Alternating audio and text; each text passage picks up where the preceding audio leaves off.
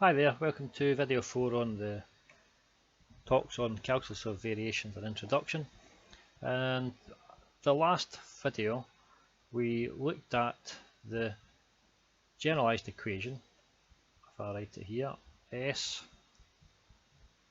equals the integral from 0 to L of f of x comma y derivative by dx. Now, the example we gave you was a rope hanging from a couple of pulleys, and we were looking to find some way of working out what the equation is for that equilibrium position that the chain or the rope sits at. Now, what we are looking to do then is we're looking to find a value for this y of x that will minimize this or maximize. What I'll do is I'll just keep saying minimizing because it's one or the other. So it'll minimize this value s. So as this varies, that will vary. Now, how are we going to find this y of x? Well, we could make a guess at it, which would be a bit crazy and not very useful. But we need to find some other way of finding this function here that will minimize this here. Now let's go back to our actual example of the rope hanging. So there's the rope hanging from our two pulleys. Now sitting now in equilibrium position, so S is already a minimum at the moment. So let's say we put our thumb here and we pull the chain down a little bit to this point here.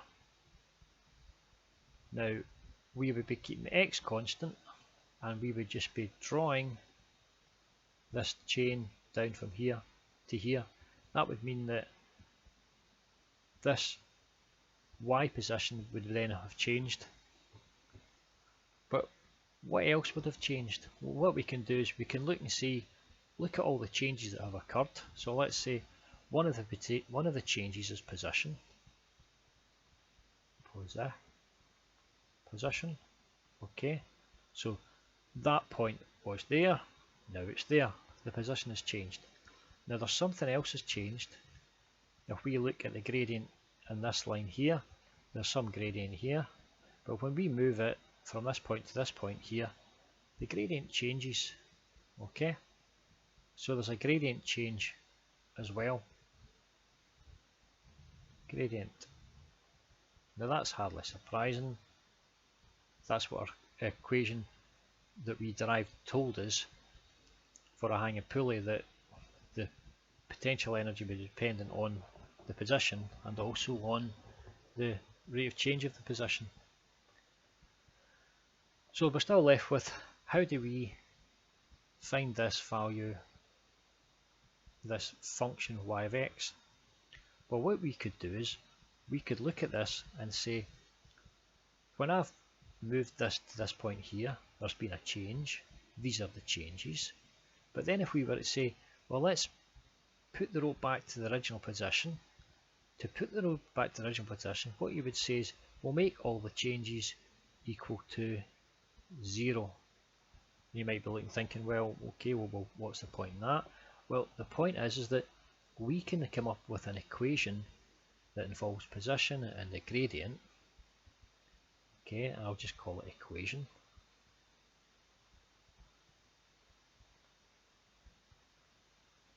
We can come up with an equation there, and we can set that equation equal to 0. And we know when that equation is set to 0 that we're in this equilibrium point, and that value there, s, is a minimum. Again, you'll like to say, well, how does that help us? Well, that helps us because this y of x is inside this equation. Y of x appears inside that equation. It's in there somewhere. So what we can do is we can rewrite that equation and make y of x the subject of that equation. Then we would end up with y of x equals something. Now this something here is a function, and this function here is a function that we're looking for that will minimize this value s.